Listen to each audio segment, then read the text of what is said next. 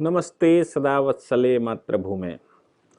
Ayodhya verdict पर यानी कि श्री राम जन्मभूमि केस पर फिर से बहुत सारे काले बादल मंडराते नजर आ रहे हैं। हालांकि होना कुछ नहीं है, और होना इसलिए कुछ नहीं है क्योंकि मामला मेजॉरिटी का है, और मेजॉरिटी जो भारतवर्ष में है वो मेजॉरिटी कुछ ऐसा है कि वो अपने आप को प्रोटेक्ट करने की कोशिश करती है। भारत की मेजॉरिटी यानी कि वो अपीसमेंट की पॉलिसी, यानी कि वो विक्टिम, यानी कि वो परजिक्यूटेड, ये उल्टा संसार में अगर कहीं हो सकता है तो वो भारत में ही होता है।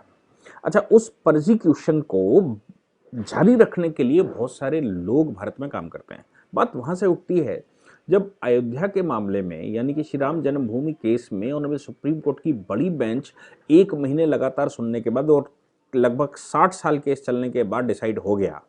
और डिसाइड होने के बाद ये डिसाइड हुआ कि यहाँ पर मंदिर था, और ये एंशिएंट मंदिर था जिसको तोड़कर ये स्ट्रक्चर बनाया गया था।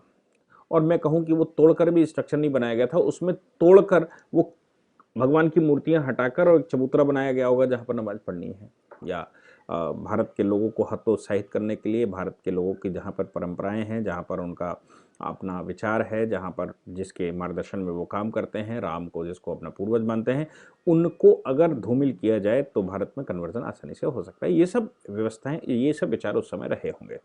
आज जो अपना विषय है वो ये है कि टीले वाली मस्जिद, यानी कि ऑनरेबल सुप्रीम कोर्ट में प्लेसेस ऑफ वर्शिप एक्ट 1991 एक बनाया गया। 1991 प्लेसेस ऑफ वर्शिप एक्ट किस लिए बनाया गया था? क्योंकि जिस समय आडवाणी जी के नेतृत्व में उस समय कार सेवा हुई थी, कार सेवा के बाद ये संभव हो गया था कि वो जो वहाँ पर बहुत कुछ चल रहा है वो गलत हो सकता है, यानी कि वो जिसको वो लोग गलत कहते हैं वो सही हो जाएगा।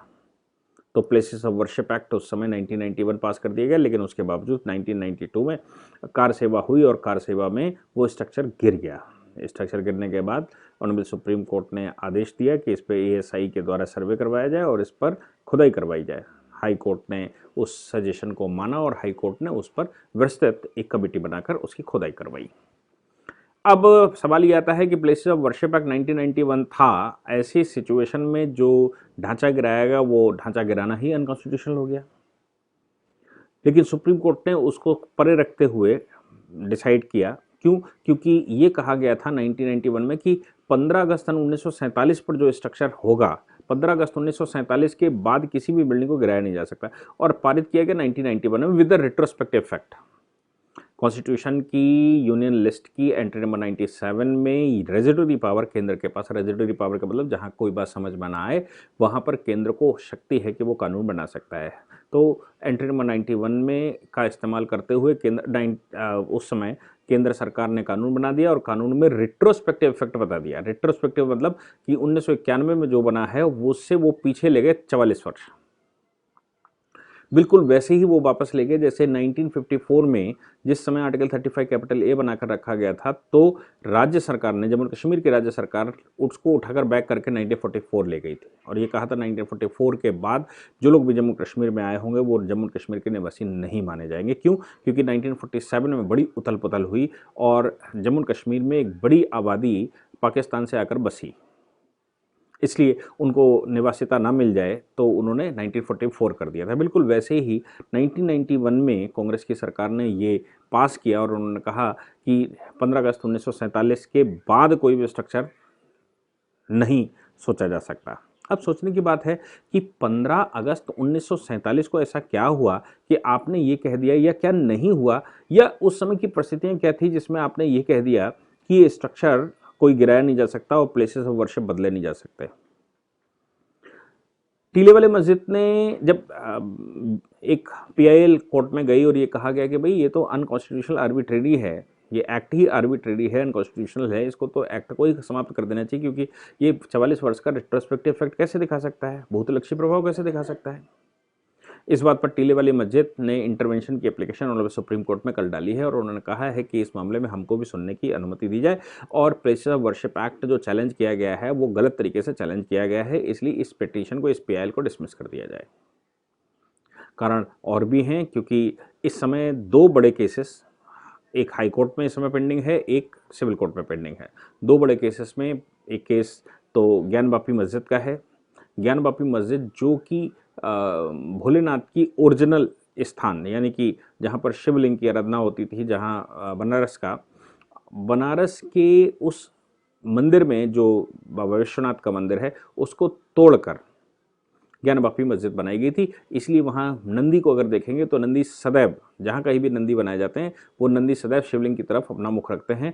तो जो आज का मंदिर है बनारस में, उसके विपरीत नंदी का मुंह है, यानी कि ज्ञान वापी मस्जिद की तरफ मुंह है। तो ये बात पूर्वजों के द्वारा भी, और वहाँ जो साक्ष्य मिले, अभी जो वहाँ खुदाई मोदी जी के द्वारा करवाई गई अगल बगल में, वहाँ से कुछ सुरंगें अंदर जाती दिखाई पड़ी, कुछ रास्ते अंदर के दिखाई पड़े। इससे ये सिद्ध होता है ज्ञान वापी मस्जिद मंदिर तोड़कर बनाई गई थी और बाबा विश्वनाथ का मंदिर तोड़कर बनाई गई थी।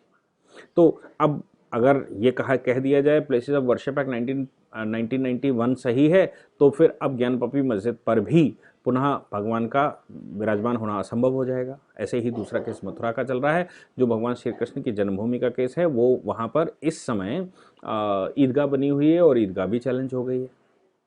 तो अगर प्लेसेस ऑफ वर्शिप एक्ट कहीं डिसमिस हो जाता है सुप्रीम कोर्ट के द्वारा, तो फिर places of worship act dismiss होने का मतलब ये होता है कि देश में बनी हुई जितनी भी मस्जिदें हैं, उन मस्जिदों का स्कैनिंग हो सकती है और ये बात निकल कर आ सकती है कि वो क्या मंदिर तोड़कर बनाएंगे। अगर मस्जिदें नई बनाई गई थी तो कोई बात नहीं है, लेकिन मंदिर तोड़कर बनाई गई थी तो सांप्रदायिक सौहार्द को बिगाड़ती हैं, देश के स्ट्रक्चर को बिगाड़ती हैं, देश के हार्मनी को बिगाड़ती हैं, और देश में एक वर्ग विशेष की द्वारा अत्याचार किए गए और उनके द्वारा देश में बहुत कुछ तोड़ाफोड़ी हुई उसको दर्शाती है।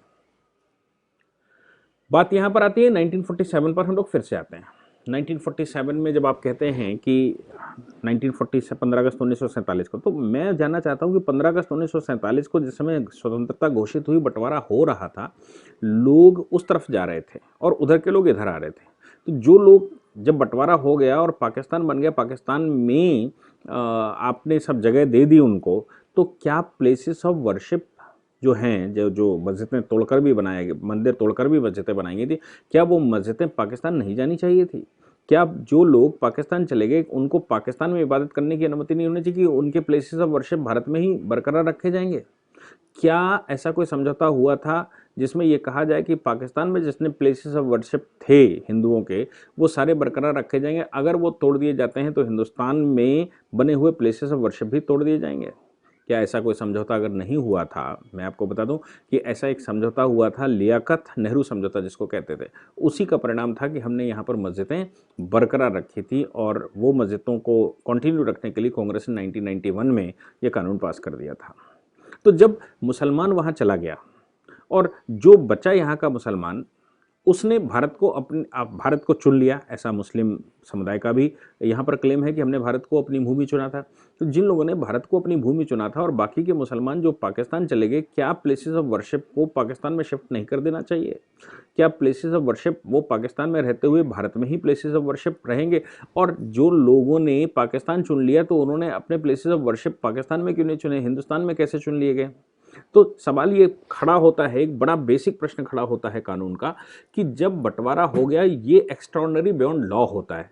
जब बंटवारा हो गया है तो जो लोग पाकिस्तान चले गए या जो लोगों को पाकिस्तान जाना था लीगली नहीं गए, क्या उनको इन प्लेसेस ऑफ वर्शिप पे वर्शिप करने का अधिकार या इन प्लेसेस को बरकरार रखने का अधिकार है किसी को? अगर इन प्लेसेस को बरकरार रखने का अधिकार किसी का नहीं है, तो फिर मैं समझ नहीं पा रहा हूं कि अब प्लेसेस ऑफ वर्शिप एक्ट 1991 का औचित्य क्या है। क्योंकि प्लेसेस ऑफ वर्शिप एक्ट 1991 को अगर 15 अगस्त 1947 पर लेकर जाते हैं, तो 15 अगस्त 1947 को हम ये कहें कि हम भारतवर्ष में मुसलमानों का संरक्षण करेंगे और मुसलमानों को हम पाकिस्तान देने के बावजूद हिंदुस्तान भी मुसलमानों के लिए सुरक्षित रखेंगे। पाकिस्तान जाने के बावजूद, पाकिस्तान बंटवारा होने के बावजूद जो लोग पाकिस्तान चले गए हैं, उन पाकिस्तान गए लोगों को भारत में वर्शिप करने का अधिकार होगा और वो यहाँ पर आकर अपनी वर्शिप कर सकते हैं, अपनी मस्जिदों में पूजा कर सकते हैं। अब वो मस्जिद जिनकी बात करते हैं, कोई ऐसा आर्कोलॉजिकल प्लेसेस तो होते नहीं हैं। जैसे हमारे मंदिरों की देश में बात करें, पुराने स्थानों की बात करें, वो तो एंशिएंट काल से हैं, कोई 2000 साल पुराना है, कोई 1000 साल पुराना है, कोई 1500 साल पुराना है। लेकिन मस्जिदें तो अभी नई बनी होंगी, क्योंकि भारत में इस्लाम का जो प्रवेश 7वीं 8वीं सदी में हुआ वो बॉर्डर पर ही था और 11वीं सदी में जब जिस समय सलाद मसूद आया था उसको सोहेल देव पासी ने जब ख़त्म कर दिया तो उसके बाद तो कोई आया ही नहीं 400 वर्षों तक, उधर हिम्मत नहीं पड़ी।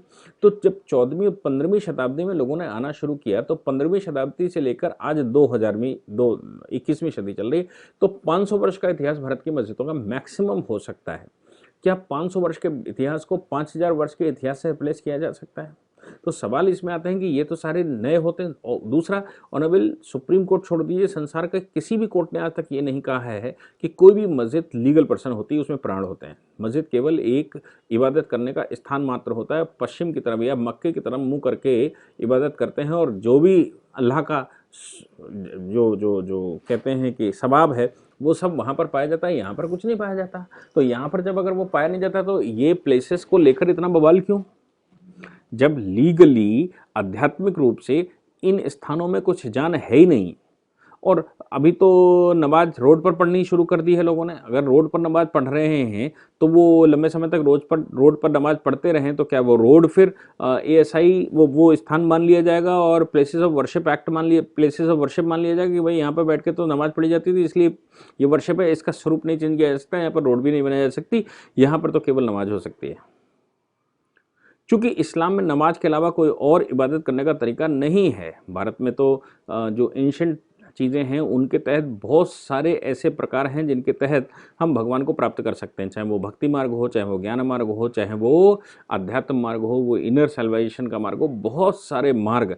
यहाँ तक भी कहा गया कि अगर आप सत्य बोलते हैं, अगर आप ईमानदार रहते हैं तो भी ईश्वर को प्राप्त कर लेंगे। तो ईश्वर प्राप्त करने के बहुत सारे साधन भारत में बताए गए हैं। अगर आप किसी देवी देवता की आराधना नहीं करते तो भी आप परमेश्वर को प्राप्त कर सकते हैं, लेकिन इस्लाम में तो ऐसा स्ट्रक्चर नहीं है। इसलिए इस्लाम को कैसे कंपेयर किया जा सकता है भारतीय पद्धतियों से? और भारतीय पद्धतियों को भुलाकर क्या इस्लाम जो पिछले 400-500 साल से यहाँ पर आया, उस 500 साल में क्या इसको ये प्रिवेल कर सकता है? ये बहुत सारे प्रश्न हैं। इसलिए जब सुप्रीम कोर्ट में ये चैलेंज हो रहा है तो मुझे लगता है कि सुप्रीम कोर्ट को ये अवश्य देखना चाहिए कि बंटवारे की स्थिति के बाद प्लेसेस ऑफ वर्शिप को क्या स्थान देना चाहिए। क्या पाकिस्तान ने कुछ स्थान दिया है? क्या बांग्लादेश में कुछ स्थान दिए गए हैं? अगर बांग्लादेश पाकिस्तान में ऐसे कुछ स्थान नहीं दिए गए हैं तो फिर, या इनको संरक्षण नहीं दिया गया, तो भारत में संरक्षण देने का क्या मतलब बनता है प्लेसेस ऑफ वर्शिप एक्ट 1991 के अनुसार? मुझे लगता है कि सुप्रीम कोर्ट इन मामलों को सुनेगा तो सुनते समय इन चीज़ों को ज़रूर ध्यान रखेगा, या जो लोग भी आर्गूमेंट उसमें कर रहे हैं वो आर्गूमेंट करने वाले लोग भी उसमें ज़रूर ध्यान रखेंगे, ऐसी मैं कामना करता हूँ। इसके साथ ही जो अपने मन में आया मैंने आपको बताया, जो अपनी एनालिसिस आई वो मैंने आपको बताई। Thank you very much.